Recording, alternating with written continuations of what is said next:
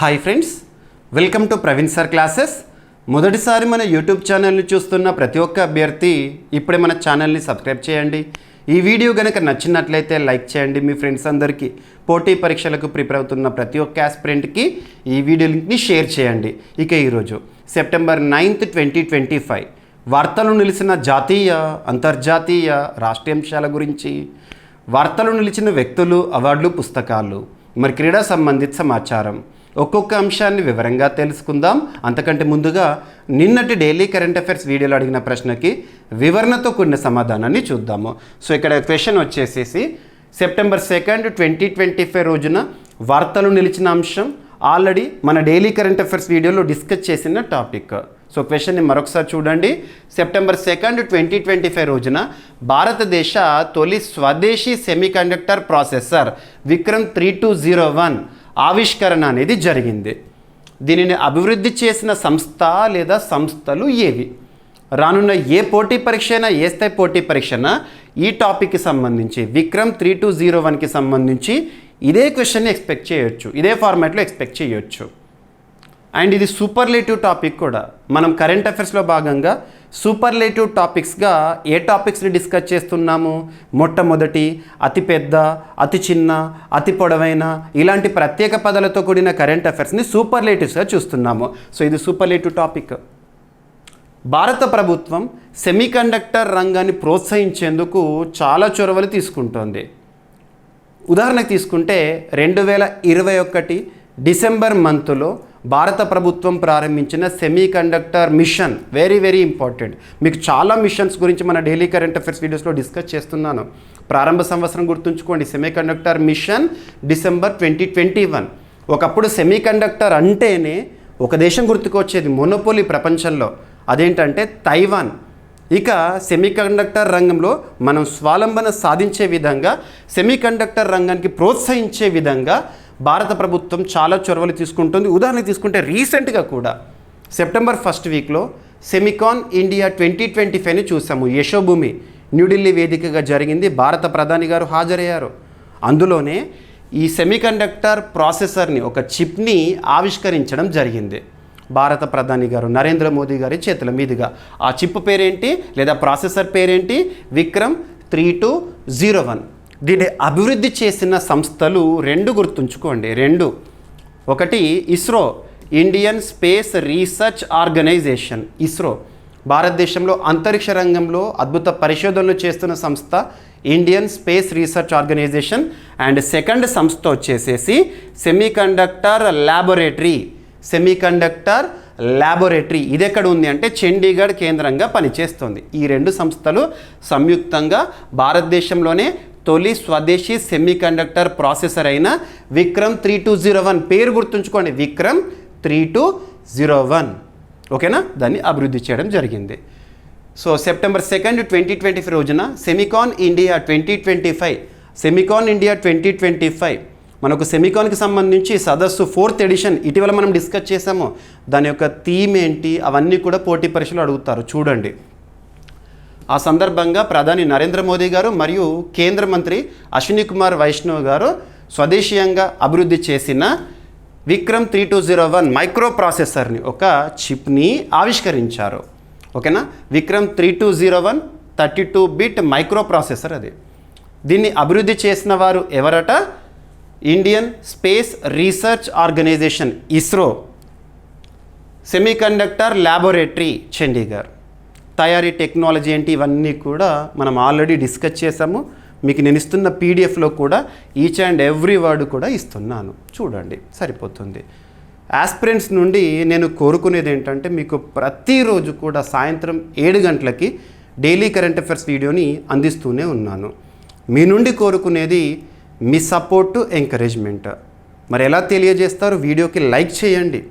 మీరు ఇచ్చే సపోర్ట్, ఎంకరేజ్మెంట్తో మరింత ఎనర్జీతో, మరింత ఉత్సాహంతో క్లాసెస్ని అందిస్తూనే ఉంటాను. ప్రతిరోజు అడుగుతున్న ప్రశ్నకి తప్పనిసరిగా సమాధానం ఇచ్చే ప్రయత్నం చేయండి. మీకు డైలీ కరెంట్ అఫైర్స్ వీడియోలో ప్రతిరోజు ఒక ప్రశ్న అడుగుతున్నాను.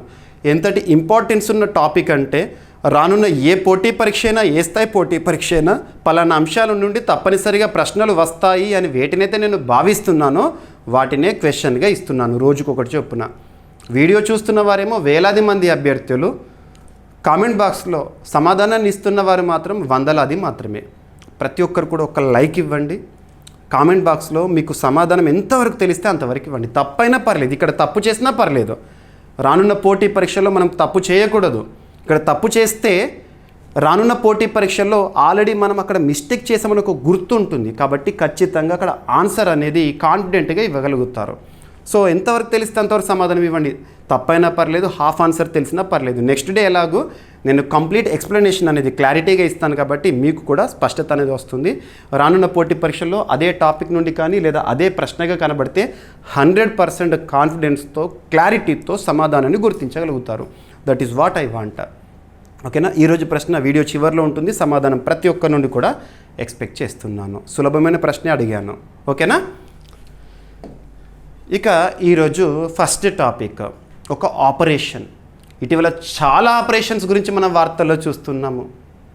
డిఫరెంట్ పర్పసెస్ దృష్టిలో పెట్టుకొని డిఫరెంట్ పర్పసెస్ అంటున్నాను. ఒక్కొక్క ఉద్దేశంలో భాగంగా ఇక్కడ జాతీయ స్థాయిలో ఆపరేషన్స్ వార్తల్లోకి వచ్చినాయి, అంతర్జాతీయ స్థాయిలో ఆపరేషన్స్ వార్తల్లోకి వచ్చినాయి, అండ్ రాష్ట్ర స్థాయిలో కూడా జాతీయ ప్రాముఖ్యతతో కొన్ని ఆపరేషన్స్ వార్తల్లోకి వచ్చినాయి. మీకు చాలాసార్లు నేను రివిజన్ చేస్తున్నాను. ఉదాహరణకు తీసుకోవాలంటే ఇక్కడ ఆపరేషన్ గుడార్ ఇదేంటంటే ఉగ్రవాద చర్యల్ని తుదముట్టించేందుకు లేదా తీవ్రవాదాన్ని తుదముట్టించేందుకు భారత సైన్యం తీసుకున్న ఒక చర్య, ఒక ఆపరేషన్ రూపంలో. ఇదేంటో వివరంగా తెలుసుకునే ముందు, ఏ ప్రాంతంలో జరిగిందో తెలుసుకునే ముందు ఇటీవల వార్తల్లోకి వచ్చిన కొన్ని ఆపరేషన్స్ ఇండికేటివ్గా చెప్తాను. ఒకసారి మీకు రివైజ్ అవుతుంది. ఇండికేటివ్ అంటే పేర్లు చెప్తాను, అవన్నీ కూడా గుర్తు తెచ్చుకోండి. మనం అన్నీ కూడా డిస్కస్ చేసాము. లాస్ట్ 3 or 4 monthsలోనే మోర్ దెన్ 30-40 ఆపరేషన్స్ని మనం వార్తల్లో చూసాము. ఇక్కడ అబ్జర్వ్ చేస్తే ఇటీవల అంతర్జాతీయ స్థాయిలో మన భారతదేశానికి సంబంధించి వార్తలు నిలిచిన ఆపరేషన్స్ కనుక చూసామనుకోండి, ఆపరేషన్ సింధూర్ అండ్ ఇక్కడే గుర్తుపెట్టుకోండి ఆపరేషన్ సింధు కూడా. Operation Sindhu is different, operation Sindoor is different. Operation Sindoor అనేది May 7th రోజున ప్రారంభమైంది. భారత సైన్యం, భారత ప్రభుత్వం ప్రారంభించింది. అఫీషియల్గా మనం చూసాము. పాకిస్తాన్లోను, పాక్ ఆక్యుపైడ్ కాశ్మీర్లోను ఉన్న ఉగ్ర స్థావరాలను ధ్వంసం చేసింది భారతదేశము. ఆపరేషన్ సింధూర్ దేనికి ప్రతిచర్య? April 22 పహల్గామ్లో ఉగ్రఘాతుకం జరిగింది కదా, దానికి ప్రతిస్పందన, ప్రతిచర్య అనేది మనం చూసాం. ఆపరేషన్ సింధూర్. మరి ఇంకొకటి operation Sindhu, that is different. Operation Sindhu ఏంటంటే ఇది ఒక ఎవాక్యువేషన్ ఆపరేషన్. ఎవాక్యువేషన్ ఆపరేషన్ అంటే ఏంటంటే విదేశాల్లో చిక్కుకుపోయిన భారతీయులను మన భారతదేశానికి సురక్షితంగా తరలించడానికి భారత ప్రభుత్వం చాలా ఆపరేషన్స్ని గతంలో ప్రారంభించింది. అందులో భాగంగా రీసెంట్గా లాస్ట్ 2 months బ్యాక్ ఆపరేషన్ సింధుని ప్రారంభించింది. కారణం ఏంటంటే ఇజ్రాయెల్ ఇరాన్ సంక్షోభ పరిస్థితుల్లో ఇజ్రాయెల్లోనూ ఇరాన్లోను చిక్కుకుపోయిన భారతీయులను సురక్షితంగా మన భారతదేశానికి తరలించడానికి ప్రారంభించిన ఎవాక్యుయేషన్ ఆపరేషనే ఆపరేషన్ సింధు. ఇక్కడ ఇజ్రాయెల్, ఇరాన్ అనే ఒక పదాలు చూసాం కాబట్టి, దేశాలు చూసాం కాబట్టి, ఒక యుద్ధ పరిస్థితులు చూసాం కాబట్టి ఆ సందర్భంలో మనం చాలా ఆపరేషన్స్ని వార్తల్లో చూసాము. ఉదాహరణకు తీసుకుంటే ఆపరేషన్ రైజింగ్ లయన్ అని చెప్పేసేసి, ఆపరేషన్ నార్నియా అని చెప్పేసేసి, ఆపరేషన్ ట్రూ ప్రామిస్ 3 అని చెప్పేసేసి, ఆపరేషన్ మిడ్ నైట్ హ్యామర్ అని చెప్పేసేసి, ఆపరేషన్ బెషరత్ ఫతా అని చెప్పేసి, ఇవన్నీ ఆపరేషన్స్ గురించి మనం చూసాము. అంతర్జాతీయ స్థాయిలో ఇంపార్టెంట్ ఇవి. ఇజ్రాయెల్, ఇరాన్ సంక్షోభ పరిస్థితుల సమయంలో వార్తల్లోకి వచ్చినాయి. ఇక మన భారతదేశం విషయానికి వస్తే జాతీయ స్థాయిలో తీవ్రవాద చర్యలను అడ్డుకునేందుకు, తీవ్రవాదాన్ని అంతమొందించేందుకు భారత సైన్యం కానివ్వండి చాలా ఆపరేషన్స్ని తీసుకొచ్చింది. అందులో భాగంగా ఆపరేషన్ శివశక్తి, ఆపరేషన్ మహాదేవ్ ఇవన్నీ చూసాము. ఉదాహరణకు తీసుకుంటే ఆపరేషన్ శివ, మనకు జమ్మూ కాశ్మీర్లో అమర్నాథ్ ఉంది కదా, హిమలింగము. ప్రతి ఏటా కూడా లక్షలాది మంది భక్తులు ఆ హిమలింగాన్ని, పవిత్ర హిమలింగాన్ని దర్శించుకుంటారు. అలా ఎవరైతే భక్తులు వస్తారో వాళ్ళని సురక్షితంగా ఉంచడానికి, భద్రంగా చూసుకోవడానికి భారత సైన్యము చేపట్టిన చర్య. తీవ్రవాద చర్యలు ఇలాంటివి జరగకుండా ఆపరేషన్ శివ ఇలాంటివి చూసాము. అండ్ ఇంకా పోతే మనం రాష్ట్రాల స్థాయిలో తీసుకుంటే ఉత్తరాఖండ్ రాష్ట్రం చాలా ఆపరేషన్స్తో వార్తల్లోకి వచ్చింది. ఉదాహరణకు తీసుకుంటే ఆపరేషన్ కలనేమి. ఉత్తరాఖండ్ రాష్ట్రంలో ఫేక్ ఫేక్ సాధువులను గుర్తించి శిక్షించేందుకు ఉత్తరాఖండ్ రాష్ట్ర ప్రభుత్వం ప్రారంభించిన ఆపరేషన్ కలనేమి. అండ్ ఇక రాష్ట్రాల విషయం, మన తెలుగు రాష్ట్రాల విషయానికి వస్తే కూడా చాలా ఆపరేషన్స్ని చూసాము. ఆపరేషన్ జ్వాల అని చెప్పేసి తెలంగాణ రాష్ట్రంలో ఆదిలాబాద్ పోలీస్ డిపార్ట్మెంట్ వారు, ఆదిలాబాద్ పోలీసుల పరిధిలో ముఖ్యంగా బాలికలకు సెల్ఫ్ డిఫెన్స్ టెక్నిక్స్ని నేర్పిస్తున్నారు జ్వాల. ఇక ఆంధ్రప్రదేశ్ రాష్ట్రం విషయానికి వస్తే ఆపరేషన్ ట్రేస్, తప్పిపోయిన బాలికలను వాళ్ళ కుటుంబానికి చేర్చే ఒక ప్రక్రియ. అండ్ ఇటీవల కాలంలో డిఫరెంట్ డిపార్ట్మెంట్స్కి సంబంధించి కూడా ఆపరేషన్స్ చూస్తాం. ఉదాహరణ తీసుకుంటే directorate of revenue intelligence DRI చేపట్టిన కొన్ని ఆపరేషన్స్ని కనుక మనం చూసామనుకోండి. ఆపరేషన్ డీప్ మేనిఫెస్ట్ అంటే ఏంటంటే పాకిస్తాన్ నుండి అక్రమంగా రవాణా అవుతున్న సరుకులను అడ్డుకట్ట వేసేందుకు డైరెక్టరేట్ ఆఫ్ రెవెన్యూ ఇంటెలిజెన్స్ వారు ప్రారంభించారు. అదే డిఆర్ఐ వారు చైనా నుండి అక్రమంగా రవాణా అవుతున్న టపాసులను, క్రాకర్స్ని అడ్డుకునేందుకు ప్రారంభించిన ఆపరేషన్ ఫైర్ ట్రయల్. అదే డిఆర్ఐ వారు ఇటీవల గంజాయిని అక్రమంగా స్మగ్లింగ్ చేస్తున్న చర్యలను అడ్డుకట్ట వేసేందుకు ఆపరేషన్ వీడౌట్ అని చెప్పేసి ఒక ఆపరేషన్తో వార్తల్లోకి వచ్చారు. ఇలా చూసాం మనం. ఆపరేషన్స్ పైన ఖచ్చితంగా రానున్న పోటీ పరీక్షలో క్వశ్చన్ వస్తుంది. మీకు తరచు నేను రివిజన్ చేస్తున్నాను. ఇలా చెప్పుకుంటూ పోతే చాలా ఆపరేషన్స్ ఇటీవల వార్తలు చూసాము. ఇక్కడ ఆపరేషన్ గుధార్, జమ్మూ కాశ్మీర్లో ఉగ్రవాద వ్యతిరేక చర్య అనేది వార్తల్లోకి వచ్చింది. కుల్గామ్ డిస్టిక్లో గుధార్ అటవీ ప్రాంతంలో ఉగ్రవాదుల గుట్టు రట్టు చేయడానికి నిర్వహించిన భద్రతా దళాల సంయుక్త ఆపరేషన్ పేరే గుధార్. పర్పస్ పేరు గుర్తుంచుకోండి సరిపోతుంది. ఎక్కడో గుర్తుంచుకోండి. కుల్గామ్ డిస్టిక్ ఎక్కడ? జమ్మూ కాశ్మీర్. ఎనఫ్. ఇటీవల చాలాసార్లు మనం ఇటువంటి ఆపరేషన్ చూసాము. Jammu Kashmir police, Chinar corps army, CRPF central reserve police forces బలగాలు కలిసి ఈ ఆపరేషన్ని చేపట్టినాయి. ఆపరేషన్ సమయంలో తదుపరి సమాచారం ఆధారంగా గుధార్ అటవీ ప్రాంతంలో సంచరిస్తున్న ఉగ్రవాదులు భద్రతా దళాలపై కాల్పులు ప్రారంభించడంతో ఎదురు కాల్పులు కూడా చోటు చేసుకున్నాయి. ఆపరేషన్ గుధార్ పర్పస్ గుర్తుపెట్టుకోండి సరిపోతుంది. ఏ బలగాలు పార్టిసిపెంట్స్గా ఉన్నాయి. ఓకేనా, సరిపోతుంది. ఇక చినార్ కాప్స్ శ్రీనగర్ కేంద్రంగా పనిచేస్తున్నాయి. రైట్. ఇక జమ్మూ కాశ్మీర్లో ఉగ్రవాద వ్యతిరేక విధానాలు ఇప్పటికే కోఆర్డినేట్ సర్చ్ ఆపరేషన్స్ ఉన్నాయి. And rapid action force operations ఉన్నాయి. ఇంటెలిజెన్స్ ఆధారిత దాడులు కూడా జరుగుతున్నాయి, ఇంటెలిజెన్స్ సమాచారం ఆధారంగా. ఇక నెక్స్ట్ 2 సూపర్లేటివ్ టాపిక్స్ వార్తల్లోకి వచ్చినాయి రైల్వే రంగానికి సంబంధించి. మనం రైల్వేస్కి సంబంధించి కూడా చాలా వరకు వార్తల్లో చూస్తున్నాం. పోటీ పరీక్షల కోణంలో రైల్వేస్ గురించి క్వశ్చన్ లేకుండా క్వశ్చన్ పేపర్ ఉంది. మరి రైల్వే ఇన్ఫ్రాస్ట్రక్చర్ గురించి చూడండి. ఇటీవల చాలా రైల్వే ఇన్ఫ్రాస్ట్రక్చర్ గురించి చూసాము. అత్యంత ఎత్తైన, అత్యంత పొడవైన ఇలాంటి పదాలతో. And at the same time ఇటీవల ఆర్పిఎఫ్కి సంబంధించిన సమాచారాలను చూసాము. ఆర్పిఎఫ్ పరిధిలో ఆపరేషన్స్ని చూసాము. రైల్వే బోర్డుకి సంబంధించి కూడా చూసాము. పదవీకాలం పొడిగింపు. సతీష్ కుమార్ గారు రైల్వే బోర్డు చరిత్రలోనే మొట్టమొదటి ఎస్సీ వర్గానికి చెందిన వ్యక్తి, ప్రస్తుతం చైర్మన్గా ఉన్నారు. తన పదవీకాలాన్ని మరొక ఏడాది పొడిగించింది భారత ప్రభుత్వం. అవన్నీ చూస్తున్నాము. ఇక రైల్వేస్కి సంబంధించి సూపర్లేటివ్స్లో భాగంగా ఇక్కడ 2 టాపిక్స్. ఒకటి వచ్చేసేసి భారతదేశంలో హైడ్రోజన్ రైలు ప్రయోగం అనేది విజయవంతమైంది. ఎవరు హైడ్రోజన్ రైలుని తయారు చేస్తున్నారు? And at the same time ఎక్కడ మొట్టమొదటి హైడ్రోజన్ ట్రైన్ అనేది భారతదేశంలో ప్రారంభం కానుంది చూడాలి. And at the same time రైల్వేకి సంబంధించి డిసెంబర్ 2026 టార్గెట్గా నిర్దేశించుకున్నా కూడా అనుకున్న లక్ష్యానికంటే ముందే ఒక ప్రాసెస్ అనేది కంప్లీట్ అవుతుంది. అదేంటంటే భారతదేశంలో అతి పొడవైన రైలు సొరంగం ఇండియాస్ లాంగెస్ట్ రైల్ టన్నెల్ ఎక్కడ?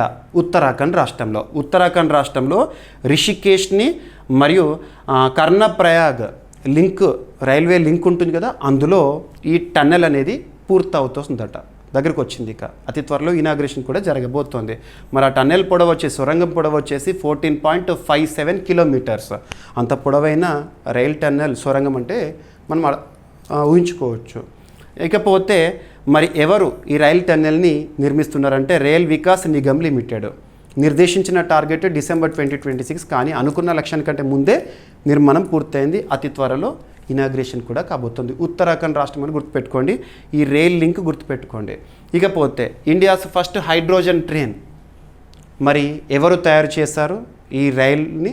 And at the same time ఎక్కడ ప్రారంభం కానుంది? ఇక్కడ చూస్తే ఇండియన్ రైల్వేస్ చెన్నైలోని ఇంటిగ్రల్ కోచ్ ఫ్యాక్టరీ, గుర్తుపెట్టుకోండి, భారతదేశంలోని మొట్టమొదటి హైడ్రోజన్ ట్రైన్ని ఎవరు తయారు చేస్తున్నారంటే చెన్నై కేంద్రంగా తమిళనాడులో ఉన్న ఇంటిగ్రల్ కోచ్ ఫ్యాక్టరీలో అభివృద్ధి చేస్తున్నారు.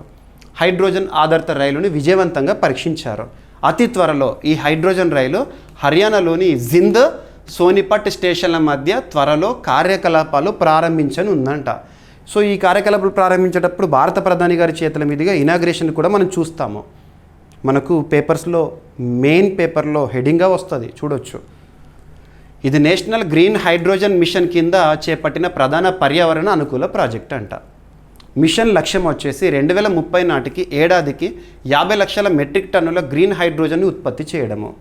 ఇక ఈ హైడ్రోజన్ ట్రైన్ 2030 నాటికి గ్రీన్ హౌస్ వాయు ఉద్గారాలను తగ్గించి 2070 నాటికి నెట్ జీరో లక్ష్యానికి దోహదపడుతుందంట, గుర్తుపెట్టుకోండి. ఇక హైడ్రోజన్ ట్రైన్ టెక్నాలజీ మరి ఎలా పనిచేస్తుంది? రైల్లో హైడ్రోజన్ ఫ్యూయల్ సెల్ టెక్నాలజీ ఉపయోగించబడింది. ఇది హైడ్రోజన్ను విద్యుత్తుగా మార్చి ట్రైన్ మోటార్లకు శక్తిని అందిస్తుంది. జింద్లో ఏర్పాటు చేసిన 1 megawatt polymer electrolyte membrane electrolyser ద్వారా హైడ్రోజన్ ఉత్పత్తిని చేస్తారంట. ఈ ఎలక్ట్రోలైజర్ నీటిని విద్యుత్ సహాయంతో ఆక్సిజన్ హైడ్రోజన్గా విడగొడుతుంది. అప్పుడు హైడ్రోజన్ ఉంటుంది కదా, అది ఇంధనంగా ఉపయోగపడుతుంది. ఇది రెన్యూవబుల్ ఎనర్జీలో ఒక కీలకమైన భాగంగా చెప్పవచ్చు. ఓకేనా? కార్బన్ డైఆక్సైడ్ అస్సలే విడుదల కాదు. ఇంతకుముందు మీకు చెప్పాను ప్రశ్నకి సమాధానంగా, భారతదేశంలో సెమీకండక్టర్ మిషన్ డిసెంబర్ 2021 అన్నాను కదా. ఇక్కడ పోతే నేషనల్ గ్రీన్ హైడ్రోజన్ మిషన్ ఎప్పుడు ప్రారంభమైంది అంటే జనవరి 2023. గుర్తుపెట్టుకోండి, మిషన్స్ అన్నీ ఇంపార్టెంట్. మీరు ప్రతిరోజు మన డైలీ కరెంట్ అఫైర్స్ వీడియోని ప్రతిరోజు చూడండి. అన్ని మిషన్స్ గురించి, అన్ని టాపిక్స్ గురించి తెలుస్తుంది. ఏదైనా ఒక వార్తల్లో కనిపించే అంశాన్ని మనం కరెంట్ అఫైర్స్గా నేర్చుకుంటున్నాము, కన్సర్న్ సబ్జెక్ట్తో లింక్ చేస్తున్నాము, దానికి స్టాటిక్ పాయింట్స్ని అడిషన్గా ఇస్తున్నాము. ఈ విధమైన స్ట్రాటజీతో రానున్న పోటీ పరీక్ష ఏదైనా, ఏ స్థాయి అయినా కరెంట్ అఫైర్స్ కోణంలో 100% సాధించడంతో పాటు జనరల్ స్టడీస్లో మ్యాక్సిమం స్కోర్ చేయగలుగుతాము. ఓకేనా?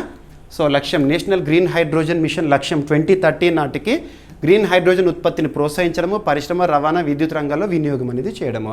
మరి నేషనల్ గ్రీన్ హైడ్రోజన్ మిషన్ కోసం మొత్తం ఎంత అవుట్లే ఎంత ఎక్స్పెక్ట్ చేస్తున్నారంటే 19,744 crore రూపీస్, 19,774 కోట్ల రూపాయలు ఖర్చు చేయనున్నారు ఈ మిషన్ కోసము. ఓకేనా? గ్రీన్ హైడ్రోజన్ పునరుత్పాదక విద్యుత్ ద్వారా నీటిని ఎలక్ట్రోలైజ్ చేసి పొందిన హైడ్రోజన్ అంట ఫ్యూయల్గా ఉపయోగపడుతుంది. ఇంటిగ్రల్ కోచ్ ఫ్యాక్టరీ ఎక్కడ ఉంటుంది? చెన్నై, తమిళనాడు. 1955లో ఏర్పాటైంది. భారత రైల్వే కోసం అత్యాధునిక కోచ్లను తయారు చేస్తుంది. ఓకేనా? ఇక నెక్స్ట్, వార్తలు నిలుస్తున్న విన్యాసాలు. తరచూ ఏదో ఒక విన్యాసం గురించి మనం చూస్తున్నాము. భారతదేశం పార్టిసిపెంట్గా ఉండే విన్యాసాలకు ఫస్ట్ ప్రియారిటీ ఇవ్వండి. ఎక్కడ జరుగుతుంది, ఎన్ని దేశాలు పార్టిసిపెంట్స్, ఈ సంవత్సరం ఎడిషన్ ఏంటి, ఇటువంటి చూడండి. ఇక భారతదేశం పార్టిసిపెంట్ కాకపోయినా కూడా కొన్ని అంతర్జాతీయ స్థాయిలో వార్తల్లోకి వస్తున్న విన్యాసాలను కూడా పోటీ పరీక్షల కోణంలో ఒక 2 to 3 లైన్స్లో గుర్తుపెట్టుకోండి. అలాంటి విన్యాసాల్లో మన సరిహద్దును పంచుకుంటున్న 2 దేశాలు నిర్వహించిన ఒక విన్యాసం ఇటీవల వార్తల్లోకి వచ్చింది. ఒక ఫ్రెండ్లీ ఎక్సర్సైజ్ కాఠ్మండులో, నేపాల్లోని కాఠ్మండులో నేపాల్ చైనా సైనిక విన్యాసాలు అనేవి ప్రారంభమైనాయి. 5th edition. పేరేంటి అంటారు? సాగర్ మాతా మైత్రి. ఇటీవల సాగర్ మాతా మైత్రి ఫ్రెండ్లీ ఎక్సర్సైజ్ 2025 వార్తల్లోకి వచ్చింది. సెప్టెంబర్ 2025లో. ఎన్ని దేశాలకు సంబంధించింది? 2 దేశాలకు సంబంధించింది. ఏంటా 2 దేశాలంటే నేపాల్, చైనా. భారతదేశానికి సంబంధించి కాదు, కాకపోతే మన సరిహద్దును పంచుకుంటున్న దేశాలు కాబట్టి మనకి ఇంపార్టెంట్ ఇటువంటివి. ఈ విన్యాసాలు 10 రోజుల పాటు కొనసాగుతాయి. ఇందులో నేపాల్ ఆర్మీ మరియు చైనా పీపుల్స్ లిబరేషన్ ఆర్మీ పాల్గొంటున్నాయంట. విన్యాసాల్లో ప్రధానంగా ఏమేమి జరుగుతుంటే పర్యావరణ విపత్తులపై సహాయ చర్యలు, ఇటువంటివి. సో ఆ దేశాల మధ్య సహకారం కోసము 2017లో సాగర్ మాతా మైత్రి పేరుతో మొదటి ఎడిషన్ విన్యాసాలు ప్రారంభమైనాయి. ఈ సంవత్సరం 5th ఎడిషన్ అంట. ఓకేనా? సాగర్ మాతా మైత్రి ఫ్రెండ్షిప్ ఎక్సర్సైజ్. సాగర్ మాత అనేది నేపాల్లో ఎవరెస్ట్ పర్వతానికి ఇచ్చే స్థానిక పేరు. ఎవరెస్ట్ పీక్ ఉంటుంది కదా, అది. ఓకేనా? రైట్. నేపాల్ రాజధాని కాఠ్మండు. ఓకేనా? సరిపోతుంది. ఇక ఎంపాక్స్, మంకీ పాక్స్ ఎంపాక్స్ అంటాం మనం. వార్తలు నిలుస్తున్న వ్యాధులు, ఆ వ్యాధి కారకాలు, వ్యాధులకు అడ్డుకట్ట వేయడానికి జరుగుతున్న పరిశోధనలు, అవన్నీ గుర్తుపెట్టుకోవాలి మనం సైన్స్ అండ్ టెక్నాలజీలో భాగంగా. లాస్ట్ 2 years బ్యాక్ మీరు చూడండి, ఎంపాక్స్ని ఒకప్పుడు మంకీ పాక్స్ అనేవాళ్ళము. తర్వాత మంకీ పాక్స్ పేరుని WHO ఎంపాక్స్గా మార్చింది. ఆ మంకీ అనే పేరుని తీసి ఎంపాక్స్ అని పెట్టారు. మరి అంతర్జాతీయ స్థాయిలో వ్యాధులకు సంబంధించి అప్రమత్తత చర్యలను కానివ్వండి, అలర్ట్ని ప్రకటించేది WHO world health organization. WHO 1948 April 7న ఏర్పాటైంది. జెనీవా స్విట్జర్లాండ్ కేంద్రంగా పనిచేస్తోంది. టెడ్రస్ అదనం గారు ఇథియోపియా దేశానికి చెందిన వ్యక్తి ప్రస్తుతం డబ్ల్యూహెచ్ఓకి, ఐక్యరాజ్య సమితి అనుబంధంగా పనిచేస్తున్న డబ్ల్యూహెచ్ఓకి చీఫ్గా విధులు నిర్వర్తిస్తున్నారు, డైరెక్టర్గా. సో వ్యాధులకు సంబంధించి వీళ్ళే అలర్ట్స్ ప్రకటిస్తారు. అండ్ ఎసెన్షియల్ మెడిసిన్స్ లిస్ట్ని ప్రకటించడము, ఇటువంటివన్నీ కూడా మనం చూస్తూ ఉంటాము. అండ్ వ్యాధుల జాబితా అలాంటివి. ఇక్కడ మంకీ పాక్స్ని తాజాగా డబ్ల్యూహెచ్ఓ అంత ప్రమాదకరంగా ఇక తీసుకోవట్లేదు. మంకీ పాక్స్ వైరస్ కారణంగా సంభవించే ఒక వ్యాధి. సో ప్రపంచ ఆరోగ్య సంస్థ ప్రకారము ఎంపాక్స్ ఆర్ మంకీ పాక్స్ వ్యాధిని ఇకపై జాతీయ అత్యవసర ఆరోగ్య పరిస్థితిగా పరిగణించమని చెప్తున్నారు. అంత పెద్ద సివియారిటీ లేదంట. సో అవుట్బ్రేక్ అనేది తగ్గింది, ప్రభావం అనేది తగ్గుతుందని. ఈ నిర్ణయం ప్రపంచవ్యాప్తంగా కేసులు మరణాలు స్థిరంగా తగ్గుతుండడంతో నిర్ణయం తీసుకుంది.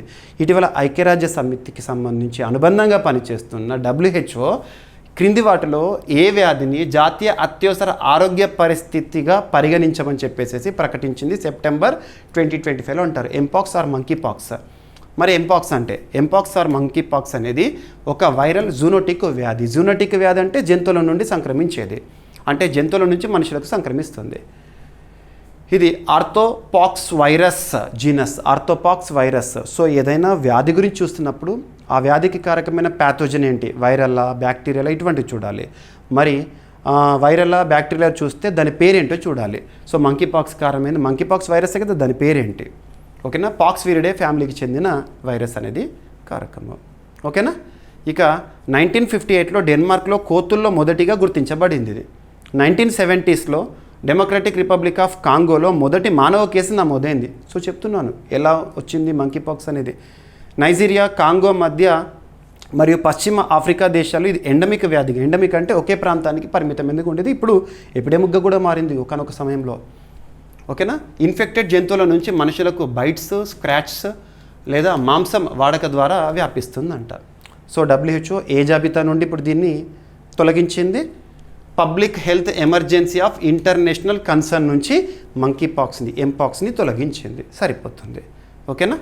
రైట్. ఇక భారతదేశంలో 2022 సంవత్సరంలో కేసులు విపరీతంగా నమోదైనాయి. భారతదేశంలో ఏదైనా ఒక కొత్త వ్యాధికి సంబంధించి అవుట్బ్రేక్ కేసులు నమోదవుతున్నాయి అంటే కేరళలోనే మ్యాక్సిమం నమోదవుతాయి, కరోనా కానివ్వండి ఏదైనా కూడా. ఇక రెడ్ సీలో కేబుల్ కోతలు. సో కేబుల్ కోతల కారణంగా కేబుల్ కోతల కారణంగా భారత్తో పాటు మధ్యప్రాచ్యంలో ఇంటర్నెట్ అంతరాయం అనేది ఏర్పడింది. ఇంటర్నెట్ ప్రభావం పైన, ఇంటర్నెట్ అంతర్జాలం అంటాం కదా. అండ్ ఇక్కడ అబ్జర్వ్ చేస్తే ఇంటర్నెట్కి సంబంధించి వాడే కేబుల్స్ ఏంటంటే మనం ఆప్టికల్ ఫైబర్ గుర్తుంచుకోండి. టోటల్ ఇంటర్నల్ రిఫ్లెక్షన్ అనేది ఆప్టికల్ ఫైబర్ కేబుల్లో ఉండే ప్రిన్సిపల్. మీకు కాంపిటేటివ్ ఎగ్జామినేషన్లో ఫిజిక్స్లో భాగంగా అడుగుతారు. ఆప్టికల్ ఫైబర్ యూజెస్ ఏంటి, ఆప్టికల్ ఫైబర్లో ఉండే ప్రిన్సిపల్ ఏంటి, టోటల్ ఇంటర్నల్ రిఫ్లెక్షన్, సంపూర్ణానంతర పరివర్తన అని చెప్పేసి అంటాం తెలుగులో. ఇటువంటివి చూడాలి, కీవర్డ్స్ అవి, ఓకేనా. సో ఇక రెడ్ సీ వార్తల్లోకి వచ్చింది. ఇటీవల తరచూ రెడ్ సీ వార్తల్లోకి వస్తుంది, బ్లాక్ సీ వార్తల్లోకి వస్తుంది. ఇటువంటివి చూడండి. రెడ్ సీ ఎందుకు వార్తల్లోకి వస్తుంది తరచూ అంటే ఇజ్రాయెల్ పాలస్తీనా సంక్షోభ పరిస్థితుల కాలం నుండి తరచూ మనం చూస్తున్నాం, హమాస్ దాడులు, ఇటువంటి పరిస్థితుల్లో. రెడ్ సీని ఆనుకొని ఉన్న దేశాలు ఎన్ని అంటే 6 కంట్రీస్. ఇటువంటివి మీకు చెప్తున్నప్పుడు మ్యాప్ పాయింటింగ్ అనేది ఖచ్చితంగా చూపిస్తున్నాను. Map pointing is mandatory. మరి 6 దేశాలు ఏంటంటే Egypt, Sudan, Eritrea, Djibouti, Yemen, Saudi Arabia. గుర్తుపెట్టుకోండి, ఓకేనా. 6 దేశాలు రెడ్ సీ, ఎర్ర సముద్రాన్ని ఆనుకొని ఉన్న దేశాలు, ఓకేనా. ఎందుకు వార్తల్లోకి వచ్చిందో చూడండి, సరిపోతుంది. రెడ్ సీ సముద్రం అడుగున ఉండే ప్రధాన ఇంటర్నెట్ కేబుల్ కోతకు గురైనాయి అంట. ఈ కారణంగా భారతదేశంతో పాటు ఆసియా, మధ్యప్రాచ్య దేశాల్లో ఇంటర్నెట్ సేవలు అంతరాయం అనేది చోటు చేసుకుంది. ప్రభావితమైన కేబుల్ అత్యంత ముఖ్యమైన అంతర్జాతీయ డేటా లింకులు సముద్రాంతర ఇంటర్నెట్ వ్యవస్థల్లో భాగం అంట. ఇక రెడ్ సీ విషయానికి వస్తే రిఫ్ట్ వ్యాలీ సిస్టంలో భాగమైన నారో ఇన్లాండ్ సముద్రం అది. ఇది ఉత్తర, తూర్పు ఆఫ్రికా మరియు అరబ్ ద్వీపకల్పం మధ్య విస్తరించి ఉంటుంది. మీకు ఇందాక చూపించాను కదా మ్యాప్. అండ్ ఉత్తరంలో సూయేజ్ కెనాల్ ద్వారా మెడిటరేనియన్ సముద్రంతో, తూర్పు దిశలో బాబెల్ మ్యాండబ్ జలసంధి ద్వారా అరేబియా సముద్రంతో కలుస్తుంది. సరిపోతుంది. జాగ్రఫీలో ఇంపార్టెంట్ లొకేషన్ ఇది. మీకు ఇక్కడ ఎక్స్ప్లెనేషన్ విన్న తర్వాత మళ్ళీ నేను పీడిఎఫ్ ఇస్తాను కదా, మన జీవీకే స్టడీ సర్కిల్ యాప్లో చూడండి, శాంపుల్ పీడిఎఫ్స్ కూడా ఉంటాయి. ఇప్పటివరకు మన యాప్ని ఇన్స్టాల్ చేసుకుని వారు ఎవరైనా ఉంటే ఇన్స్టాల్ చేసుకోండి, ఓకేనా. పీడిఎఫ్ కూడా చదవండి. ఇక రెడ్ సీకి తీర దేశాలు ఏంటి అని ఇవన్నీ కూడా, ఓకేనా. ఆఫ్రికా వైపు చూస్తే Egypt, Sudan, Eritrea, Djibouti. Arab వైపు వచ్చే సౌదీ అరేబియా, యెమెన్, ఓకేనా. ఇక బాబెల్ మ్యాండబ్ స్ట్రెయిట్ రెడ్ సీ మరియు అరేబియా సముద్రాన్ని కలిపి ముఖ్యమైన జలసంధి. బాబెల్ మ్యాండబ్ దేన్ని కలుపుతుంది అంటారు? స్ట్రెయిట్ ఇది, ఓకేనా. రైట్. సూయజ్ కెనాల్ ఈజిప్ట్లో ఉంటుంది. ఇక ఏ కేబుల్స్ డిస్టర్బ్ అయినాయి అంటే SMW4, CME-V4 south east Asia, middle east, western Europe 4 ప్రధాన సముద్ర కేబుల్ వ్యవస్థ దెబ్బతినిందంట. And India, middle east, western Europe cable 13 దేశాలను కలిపి ఇంకొక ముఖ్యమైన ఇంటర్నెట్ కేబుల్ కూడా డిస్టర్బ్ అయిందంట. ఇక ప్రస్తుతం ప్రపంచంలో సంక్షోభ పరిస్థితులను మనం చూస్తూనే ఉన్నాము. చాలా దేశాలు సంక్షోభ పరిస్థితుల్లో. ఇక్కడ అబ్జర్వ్ చేస్తే రష్యా, యుక్రెయిన్ 2022 ఫిబ్రవరి 24 నుండి, రీసెంట్గా ఇజ్రాయెల్, ఇరాన్ సంక్షోభము, అండ్ సూడాన్లో అంతర్యుద్ధము, మయన్మార్లో అశాంతి పరిస్థితులు, పాకిస్తాన్ ఎప్పుడు సంక్షోభమే, బంగ్లాదేశ్లో అంతర్గత పరిస్థితులు బాగాలేవు, ఇటువంటివి చూస్తున్నాము. ఇక్కడ అమెరికా ఇంకొక దేశం పైన కన్నేసింది, వెనిజులా పైన. మనం వెనిజులా గురించి లాస్ట్ ఒక 20 డేస్ బ్యాక్ డిస్కస్ చేసాము. వెనిజులా దేశాధినేత హెడ్ పైన భారీ నజరానా ప్రకటించింది అమెరికా అని చెప్పేసేసి. నికోలస్ మదురో పైన తనని పట్టిస్తే భారీ మొత్తంలో మీకు బహుమానం ఇస్తామని చెప్పేసి ట్రంప్ ప్రకటించాడు. ఎందుకంటే అమెరికా దేశంలో మాదక ద్రవ్యాలు పెరగడము, డ్రగ్స్ ఇటువంటి ప్రభావం చూపించడంలో తను పాత్ర పోషిస్తున్నాడని చెప్పేసి అలా రీజన్ ఒకటి, కానీ అమెరికా మైండ్లో ఉండే రీజన్ వేరు. మరి వెనిజులా పైన అమెరికా ఎందుకు కన్నేసింది? 2 దేశాల మధ్య యుద్ధ పరిస్థితుల్లో యుద్ధ ఛాయలు కమ్ముకున్నాయి. అదేంటో చూద్దాము. సో అమెరికా అధ్యక్షుడు డొనాల్డ్ ట్రంప్ మాదక ద్రవ్యాల ముఠాలతో సంబంధాల నెపంతో వెనిజులాపై సైనిక చర్యకు సిద్ధమవుతున్నాడంట. కరేబియన్ సముద్రంలో భారీగా అమెరికా యుద్ధ నౌకలు, జలాంతర్గాములు, సబ్మెరైన్స్, ఫైటర్ జెట్స్, హెలికాప్టర్స్, 4500 సైనికులు, 2300 మెరైన్లు మోహరించబడ్డాయంట. అమెరికా సైనిక విన్యాసాలు వెనిజులా సరిహద్దు సమీపంలో కొనసాగుతున్నాయి. ఇక సుదీర్ఘ విరోధం ఇప్పుడు కాదు, చాలా ఏళ్ళ నుండి వెనిజులాని సహిస్తలేదు అమెరికా. ఇక ట్రంప్ ఆరోపణలు ఏంటి? వెనిజులా డ్రగ్ ముఠాలతో ముదురోకు లేదా నికోలస్ మదురో, వెనిజులా అధినేత, సంబంధాలు ఉన్నాయని, అమెరికాలోకి డ్రగ్స్ అక్రమంగా ప్రవేశిస్తున్నాయని మదురోను పట్టించేందుకు 430 కోట్ల రూపాయలు, ఇండియన్ కరెన్సీలో చెప్తున్నాను, భారీ బహుమతిని కూడా ప్రకటించారు. ఆ దేశాధ్యక్షుడిని పట్టిస్తే ఇంత ఇస్తామని చెప్తున్నాడు ట్రంప్. వెనిజులా అధ్యక్షుడు నికోలస్ మదురో అమెరికా దుందుడుకు చర్యలపై స్పందిస్తూ దాడి జరిగితే తగిన రీతిలో ఎదురుదాడి చేస్తామని చెప్తున్నారు, ఓకేనా. ఇక చమురు కేంద్రంగా అమెరికా ఆశ. సో చమురు పైన కన్నేసిందంట. వెనిజులా అంటేనే ప్రపంచ చమురులో కీలక భాగము. వెనిజులా ప్రపంచంలో 17% చమురు నిల్వలతో ముందున్న దేశము. 2001 నాటికి 48,000 మిలియన్ టన్నుల వాల్యూ అంట. 2017 నుంచే ట్రంప్ వెనిజులా ఆక్రమణపై ఆలోచనలో ఉన్నారు. వెనిజులాను ఆక్రమించాలని చెప్పేసేసి, మనం దాన్ని ఆక్రమిస్తే చమురంతా మనదే అనే వ్యాఖ్యలు కూడా చేశాడు, ఓకేనా. సో ఇది 2 దేశాలకు సంబంధించి. కాకపోతే సైన్యం విషయం, మిలిటరీ పవర్ తీసుకుంటే వెనిజులా పాపం చాలా శక్తి తక్కువ దేశం అమెరికాతో పోలిస్తే, ఓకేనా. రైట్. సో రాజధాని వచ్చేసేసి కరాకస్, వెనిజులా. కరెన్సీ వచ్చేసి బొలివర్.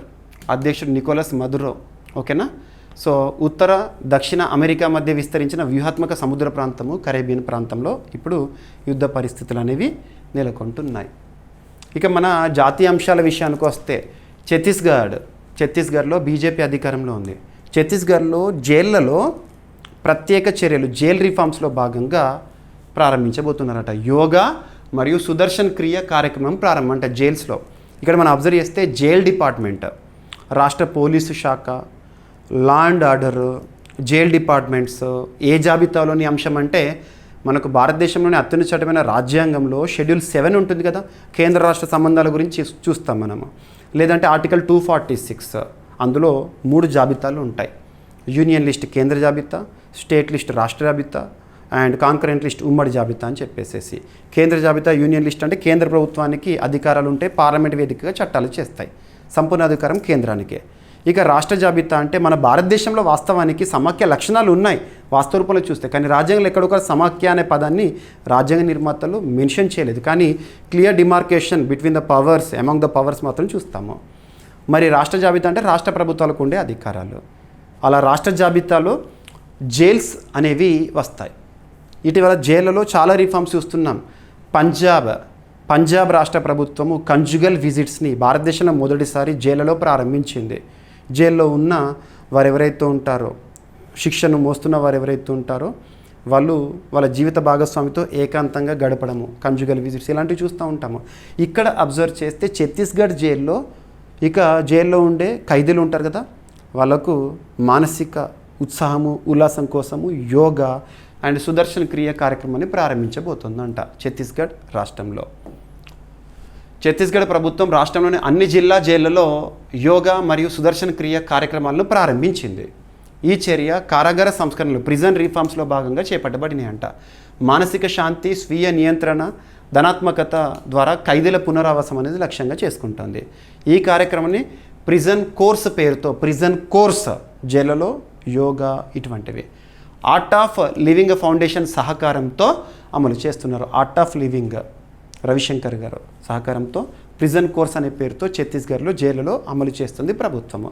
ఎన్ఎఫ్ యోగా, ఇక యోగా గురించి మనకు తెలుసు. ఎవ్రీ ఇయర్ జూన్ 21 అంతర్జాతీయ యోగా దినోత్సవం. ఇంటాంజిబుల్ కల్చరల్ హెరిటేజ్ లిస్టులో యోగాకి స్థానం ఉంది భారతదేశంలో ఉన్న 15లో యునెస్కోకి సంబంధించి. అండ్ సుదర్శన్ క్రియ శ్రీ రవిశంకర్ అభివృద్ధి చేసిన ఒక పద్ధతిగా శరీరం, మనస్సు, భావోద్వేగాల సమన్వయానికి గల నియమిత శ్వాస వ్యాయామం ఇది. సుదర్శన క్రియ రవిశంకర్ గారు ఆర్ట్ ఆఫ్ లివింగ్ ఫౌండర్. ఓకేనా. ప్రాజెక్టు ప్రాముఖ్యత జైలును సంస్కరణ కేంద్రంగా మార్చే దిశగా కీలక అడుగు. భారతదేశంలోని ప్రముఖ కారాగార సంస్కరణను అబ్జర్వ్ చేస్తే స్పిరిచువల్ కోర్సెస్ ఉన్నాయి. తిహార్ జైలు కిరణ్ బేడి ఆధ్వర్యంలో గతంలో విద్యా హక్కు, నైపుణ్యాభివృద్ధి శిక్షణలు, ఖైదీలకు ఓటింగ్, బ్యాంకింగ్ లాంటివి బీహార్లో చూసాం మనం ఇలాంటివి. ఇక ఆర్ట్ ఆఫ్ లివింగ్ ఫౌండేషన్ 1981లో ప్రారంభము. శ్రీ రవిశంకర్ గారు బెంగళూరు కేంద్రంగా పనిచేస్తోంది. యోగా, ధ్యానం, మానవ విలువలపై దృష్టి పెడుతోంది. ఇక సుదర్శన్ క్రియ ప్రాణాయామం ఏంటంటే రిథమిక్ బ్రీతింగ్ ద్వారా శరీర మనసు మధ్య సమతుల్యత. సో బ్రీతింగ్, ధ్యానం అంటే శ్వాస మీద ధ్యాస. సో శ్వాస మీద ధ్యాస పెట్టే విధంగా. ఓకేనా. మానసిక ఒత్తిడి తగ్గించడం ఇటువంటివి. ఇక మన కల్చర్లో భాగమైన పండుగలు, మేళాలు, జాతరలు ఇటువంటి వాటిపైన పోటీ పరీక్షల క్వశ్చన్స్ అడుగుతారు.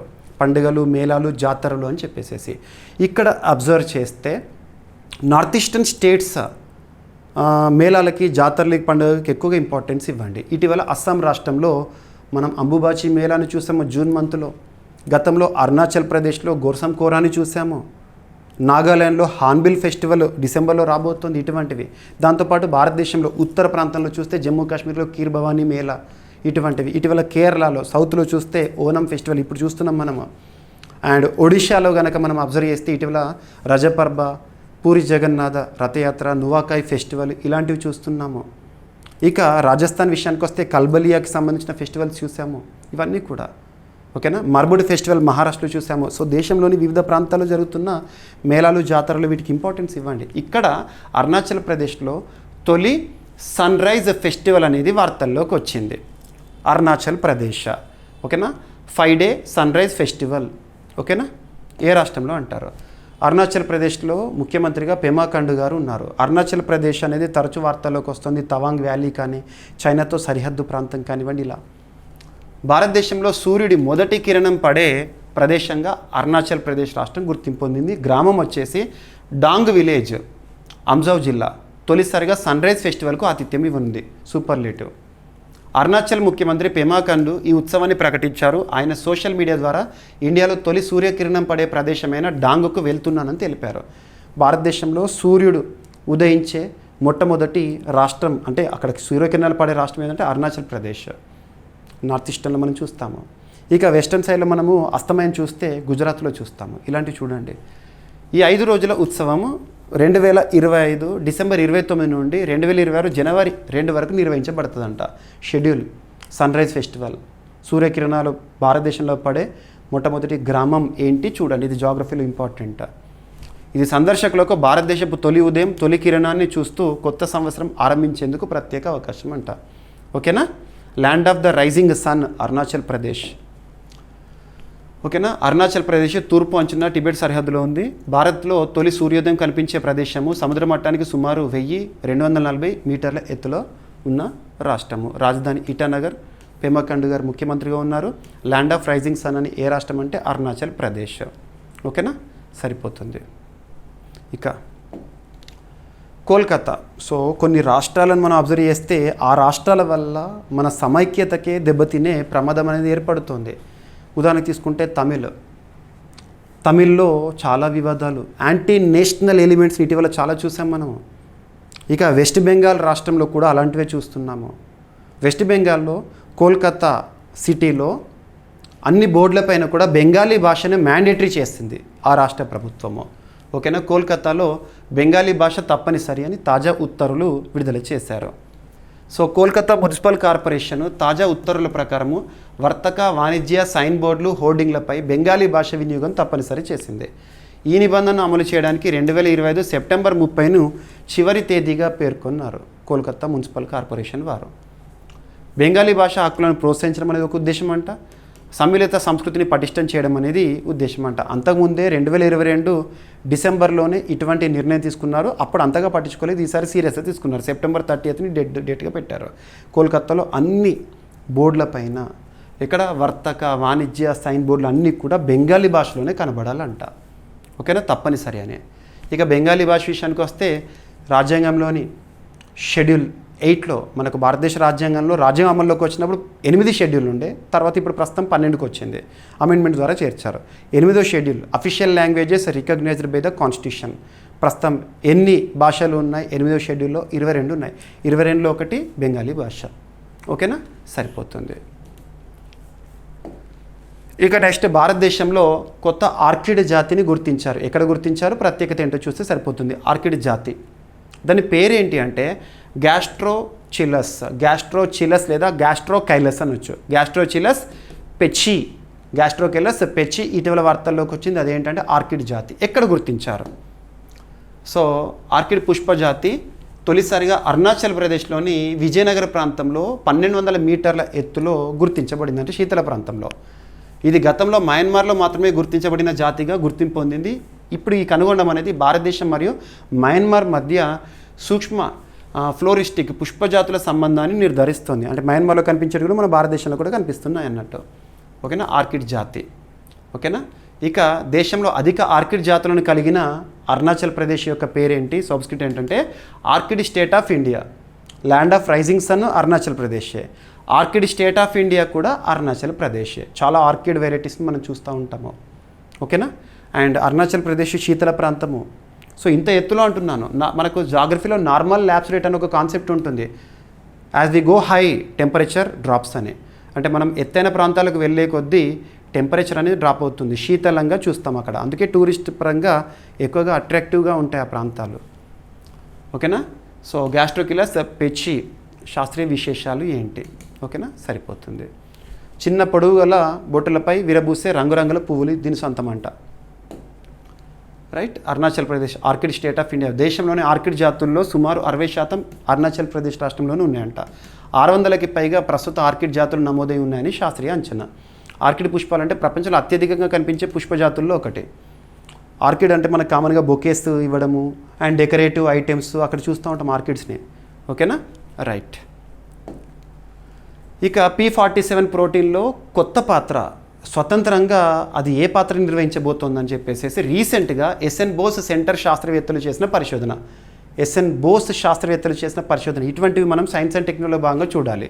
ప్రోటీన్కి సంబంధించి ఏ శాస్త్రవేత్తలు ఏ పరిశోధన చేశారో సింగిల్ ఆర్ 2 లైన్స్లో గుర్తుపెట్టుకోండి. అంతే తప్పితే దానిలో స్టెప్స్ ఏంటి, ప్రొసీజర్ ఏంటి, ప్రిన్సిపల్ ఏంటి, ఇవన్నీ పోటీ పరీక్షలు అడగరు. మనం పోటీ పరీక్షల కోణంలో aspirants something of that topic should be known, అంతే. దాని గురించి డెప్త్గా ఇక్కడ రీసెర్చ్ ఏం చేయట్లేదు మనము. సో పోటీ పరీక్షలు ఎంతవరకు ఇంపార్టెంటో అది మాత్రం మీకు నేను చెప్తాను. So S N Bose national centre for basic sciences శాస్త్రవేత్తలు P47 అనే సహాయక ప్రోటీన్కు మెకానికల్ చాపరోన్ పాత్ర ఉందని కనుగొన్నారు. స్వతంత్రంగా నిర్వహిస్తుందంట. P47 సాధారణంగా P97 అనే కీలక ప్రోటీన్కు సహకరిస్తుంది. ఇది శరీరంలో ప్రోటీన్ల రవాణా, నిర్దిష్ట విచ్ఛిన్నం అండ్ మెంబ్రేన్ ఫ్యూషన్లో ఉపయోగపడుతుంది. తాజా పరిశోధనలో P47 ఎండోప్లాస్మిక్ రెటికులం నుండి సైటోప్లాజంకి ప్రోటీన్లను బయటకు తీసే ప్రక్రియ మెకానికల్గా మెరుగుపరుస్తుందనేది నిరూపితమైంది. సరిపోతుంది. ఏ శాస్త్రవేత్తలు ఏ అంశంతో వార్తల్లోకి వచ్చారు? ఎనఫ్. ఓకేనా? సో ఇక్కడ SN Bose, Satyendranath Bose national centre for basic sciences, Kolkata, West Bengal కేంద్రంగా పనిచేస్తుంది సైన్స్ అండ్ టెక్నాలజీ పరిధిలో. ఓకేనా? P47 ప్రోటీన్ ఈ సహాయక ప్రోటీన్గా ఇప్పటివరకు గుర్తింపు పొందింది, కానీ ఇప్పుడు మాత్రం మెకానికల్ చాపరోన్లా పనిచేయగలుగుతుంది స్వతంత్రంగా అని నిరూపితమైంది. ఇక నెక్స్ట్ క్రీడలకు సంబంధించి ఈరోజు మనం చూస్తున్నాం సెప్టెంబర్ 9th. సో ఈరోజు ఒక క్రీడా వేడుక, ఒక క్రీడా పండుగ ప్రారంభమైంది. మన భారతదేశంలో క్రికెట్కి చాలా ఆదరణ ఉంటుంది. సో ఆసియా కప్ క్రికెట్ 8 జట్లు తలబడే ఆసియా కప్ టోర్నీ అనేది స్టార్ట్ అయింది. ఈసారి ప్రత్యేకత ఏంటంటే 2020 ఫార్మాట్లో. ఇక మన భారత జట్టు కెప్టెన్గా సూర్యకుమార్ యాదవ్. సెప్టెంబర్ 28 రోజున ఫైనల్ జరగబోతోంది. కప్పు గెలవాలని ఆశిద్దాము. సో ఇక్కడ అబ్జర్వ్ చేస్తే టోర్నీ విశేషాలను చూద్దాము. ఆసియా కప్ 2025 పోటీకి ఆతిథ్యం ఇచ్చే ప్రాంతం UAE. గుర్తుంచుకోండి, యునైటెడ్ అరబ్ ఎమిరేట్స్. వాస్తవానికి భారతదేశం ఆతిథ్యంలో జరగాలి, కానీ పాకిస్తాన్ భారతదేశానికి రాదు కదా, మళ్ళీ హైబ్రిడ్ మ్యాచ్ల నిర్వహణ ఇది అంతెందుకని చెప్పేసి US వేదికగా ఉంది. UAE, United Arab Emirates. ICC, international cricket council, అంతర్జాతీయ స్థాయిలో క్రికెట్ క్రీడ నిర్వహిస్తుంది, నియంత్రిస్తుంది. ICC 1909లో ఏర్పాటైంది. హెడ్ క్వార్టర్ వచ్చేసి దుబాయ్, UAE కేంద్రంగా పనిచేస్తుంది. ICC ప్రస్తుత చీఫ్గా మన జైషా గారు విధులు నిర్వర్తిస్తున్నారు భారతదేశం నుండి. అత్యంత పిన్న వయస్కుడు ICC చరిత్రలోనే. ఇది ఆసియా కప్ టోర్నమెంట్లో 17వ ఎడిషన్. ఈరోజు ప్రారంభమైన ఆసియా కప్ క్రికెట్ ఉంది కదా 2025 17th ఎడిషన్.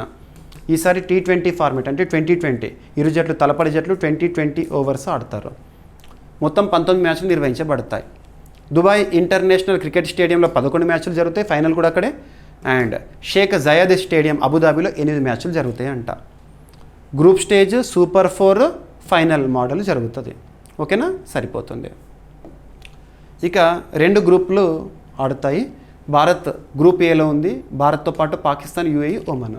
ఇక సెకండ్ గ్రూప్లో ఏముంది? ఓకేనా? సెప్టెంబర్ 9th ఈరోజు ప్రారంభమైంది. ప్రారంభ match Afghanistan versus Hong Kong, China. ఇక తొలి మ్యాచ్ భారతదేశంది రేపటి రోజున September 10th Bharat versus UAE. ఇక్కడ హైప్ ఉన్న మ్యాచ్ ఏంటంటే September 14th high voltage match Bharat Pakistan Dubai వేదికగా జరుగుతుంది. ఓకేనా? ఆర్గనైజర్స్ ICC పరిధిలోని ACC, ఏషియన్ క్రికెట్ కౌన్సిల్ నిర్వహిస్తుంది. 1983లో స్థాపించబడింది ACC. ప్రధాన కార్యాలయం కొలంబో, శ్రీలంక. ఓకేనా? భారతదేశం ఆసియా కప్ విషయాన్ని కనుక చూస్తే మొత్తం 7 టైటిల్స్. ఓకేనా?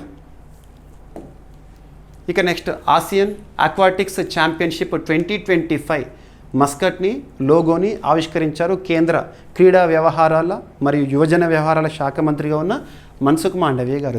ఏదైనా ఒక టోర్నీకి సంబంధించి మస్కట్ ఏంటి, లోగో ఏంటి, ఇటువంటి ఆవిష్కరణ జరిగినప్పుడు చూడాలి మనము. ఓకేనా? ఇక్కడ అబ్జర్వ్ చేస్తే యువజన వ్యవహారాలు క్రీడల శాఖ మంత్రి మన్సుఖ్ మాండవీయ గారు 2025 సెప్టెంబర్లో 11వ Asia aquatics championship, Asia aquatics championship swimming సంబంధించి ప్రారంభించారు. మస్కట్ వచ్చేసేసి జలవీర్ మరియు అధికారిక లోగోని కూడా ఆవిష్కరించారు న్యూఢిల్లీలో. ఓకేనా? సో ఈ కార్యక్రమంలో స్విమ్మింగ్ ఫెడరేషన్ ఆఫ్ ఇండియాకు చెందిన జనరల్ సెక్రటరీ గారు కూడా పాల్గొన్నారు. ఓకేనా? సరిపోతుంది. రైట్.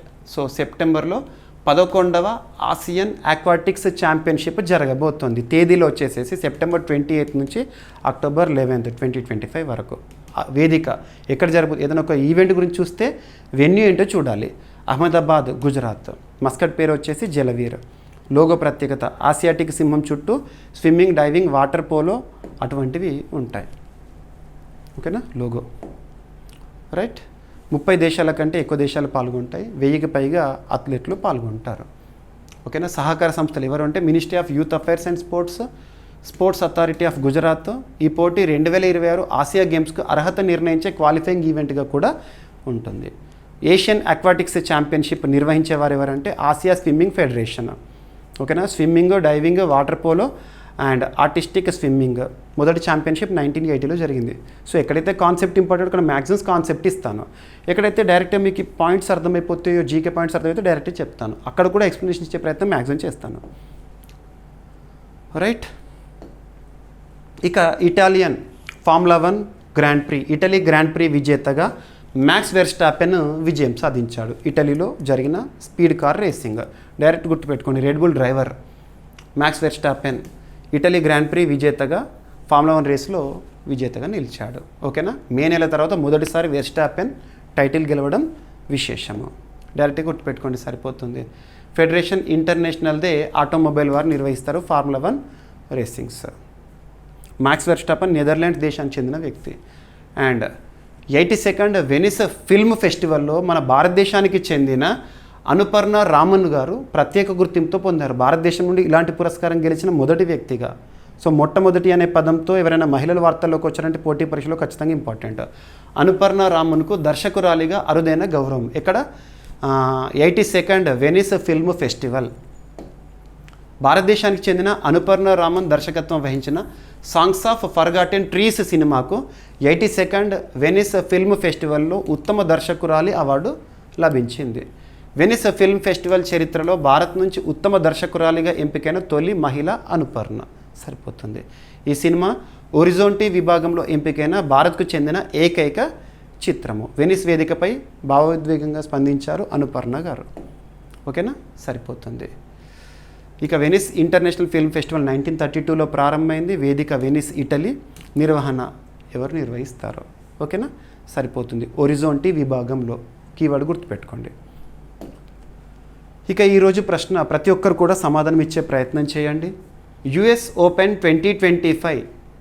సో టెన్నిస్ ఓపెన్ ఇటీవల మనం చూసాం, నిన్నటి క్లాస్లో డిస్కస్ చేసాము. యుఎస్ ఓపెన్ 2025 మహిళల, పురుషుల సింగిల్స్ విజేతలు ఎవరు, రన్నరప్ ఎవరు కూడా తెలపండి. ఎందుకంటే కొన్నింటికి సంబంధించి రన్నరప్ కూడా అడుగుతారు. 2025 టెన్నిస్ హాల్ ఆఫ్ ఫేమ్లో చోటు పొందిన క్రీడాకారులు ఎవరు, వారి పేర్లు ఏంటి, వారు ఏ దేశానికి చెందినవారు తెలపండి. ఖచ్చితంగా ఎగ్జామినేషన్లో క్వశ్చన్స్ వస్తాయి టెన్నిస్ పైన. ఇక ఈరోజు టాపిక్స్ని మనం క్విక్ రివిజన్ చేస్తే, ఫస్ట్ ఆపరేషన్ గుదార్ ఇటీవల వార్తల్లోకి వచ్చింది. తీవ్రవాద వ్యతిరేక చర్యలకి సంబంధించి తుదముట్టించడము భారత ప్రభుత్వం సైన్యం ప్రారంభించిన ఆపరేషన్ జమ్మూ కాశ్మీర్లో. ఇక భారతదేశంలో హైడ్రోజన్ రైలు, తొలి హైడ్రోజన్ రైలు అతి త్వరలో ప్రారంభం కాబోతోంది. ఎక్కడ ప్రారంభం కాబోతోంది, ఎవరు తయారు చేస్తున్నారు ఈ రైల్ని. మరి ఎట్ ద సేమ్ టైం ఇంకొక సూపర్ లీడ్ టాపిక్, భారత్లో అతి పొడవైన రైలు సొరంగము ఎక్కడ. అండ్ కాఠ్మండ్లో నేపాల్ చైనా ఫ్రెండ్షిప్ ఎక్సర్సైజ్ అనేది వార్తల్లోకి వచ్చింది, సైనిక విన్యాసాలు. పేరేంటి. అండ్ మంకీ పాక్స్ విషయంలో WHO చేసిన ప్రకటన ఏంటి, ఎంపాక్స్ విషయంలో. అండ్ ఎర్ర సముద్రంలో రెడ్ సీలో కేబుల్ కోతలు, అంతర్జాతీయ స్థాయిలో ఇంటర్నెట్ విషయంలో అంతరాయం అనేది ఏర్పడింది. ఇక కరేబియన్లో యుద్ధ మేఘాలు, అమెరికా వర్సెస్ వెనిజులా యుద్ధ మేఘాలు కమ్ముకున్నాయి. కారణం ఏంటి. అండ్ ఛత్తీస్గఢ్ జైలుల్లో యోగా సుదర్శన్ క్రియ కార్యక్రమం ప్రారంభం. ఈ కార్యక్రమం యొక్క పేరేంటి, ఎవరి సహకారంతో ఛత్తీస్గఢ్ రాష్ట్ర ప్రభుత్వం ప్రారంభించింది. Land of rising sun, Arunachal ప్రదేశ్లో తొలి సన్ రైజ్ ఫెస్టివల్ నిర్వహించబోతున్నాము డిసెంబర్ లాస్ట్లో అని చెప్పేసి అరుణాచల్ ప్రదేశ్ రాష్ట్ర ప్రభుత్వం చేసిన ప్రకటన. కోల్కతాలో బెంగాలీ భాష తప్పనిసరి సైన్ బోర్డులపైన అని చెప్పేసి బెంగాల్ కీలక నిర్ణయం. అండ్ ఇటీవల వార్తల్లోకి వచ్చిన ఆర్కిడ్ జాతి అరుణాచల్ ప్రదేశ్లో. ఆర్కిడ్ జాతి అంటేనే అరుణాచల్ ప్రదేశ్ అని గుర్తుపెట్టుకోండి. సో సైంటిఫిక్ నేమ్ ఏంటో గుర్తుపెట్టుకోండి. P47 ప్రోటీన్పై శాస్త్రవేత్తలు చేసిన పరిశోధన, ఎస్ఎన్ బోస్ సెంటర్ శాస్త్రవేత్తలు. ఇక Asia cup cricket 2025 17th edition ఈరోజు ప్రారంభమైంది. సో 8 జట్లు తలబడే ఈ టోర్నీలో విజేత ఎవరో సెప్టెంబర్ 8న తెలుస్తుంది. ఇక Asian aquatics championship 2025 Muscat logo ఆవిష్కరణ జరిగింది. ఆతిథ్య ప్రాంతం అహ్మదాబాద్, గుజరాత్. సెప్టెంబర్లో జరగబోతున్న క్రీడలు. And Italian formula 1 grand pre విజేతగా మ్యాక్స్ వెర్స్టాపెన్ నెదర్లాండ్స్ చెందిన వ్యక్తి. అండ్ 82వ వెనిస్ ఫిల్మ్ ఫెస్టివల్లో ఉత్తమ దర్శకురాలిగా మన భారతదేశానికి చెందిన మొట్టమొదటిసారి ఈ పురస్కార గ్రహీతగా వార్తల్లోకి వచ్చిన అనుపర్ణ రామన్, భారతదేశం నుండి. Very very important person. ఇక ఈరోజు ప్రశ్న, యుఎస్ ఓపెన్ 2025 మహిళల సింగిల్స్, పురుషుల సింగిల్స్ విజేతలు ఎవరు, 2025 టెన్నిస్ హాల్ ఆఫ్ ఫేమ్లో చోటు పొందిన క్రీడాకారులు ఎవరు. సో ప్రతి ఒక్కరు కూడా సమాధానాన్ని కామెంట్ బాక్స్లో ఇవ్వండి. తప్పైనా పర్లేదు, సమాధానం తెలియజేయండి. ఓకేనా. అండ్ వీడియోను చివరి వరకు చూడండి, ప్రతిరోజు చూడండి. మీకు ప్రతిరోజు వీడియో ఇస్తున్నాను, మీరు కూడా ఖచ్చితంగా చూడండి. అండ్ మీకు ఇక్కడ ఎక్స్ప్లెయిన్ చేసిన టాపిక్స్ సంబంధించి పీడిఎఫ్ జీవీకే స్టడీ సర్కిల్ యాప్లో అందుబాటులో ఉంటాయి. సో చూడొచ్చు, కొన్ని శాంపిల్ పీడిఎఫ్స్ కూడా అందుబాటులో ఉన్నాయి. ప్రతి ఒక్కరు యాప్ని ఇన్స్టాల్ చేసుకోండి, ఓకేనా. అండ్ ఏమైనా మిస్లేనియస్ టాపిక్స్ ఉన్నాయనుకోండి, నో నీడ్ టు వర్రీ, రేపటి క్లాస్లో జోడించి ఎక్స్ప్లెయిన్ చేస్తాను. ప్రతి ఒక్కరు వీడియోని లైక్ చేయండి. రేపు మళ్ళీ కలుద్దాం. Thank you.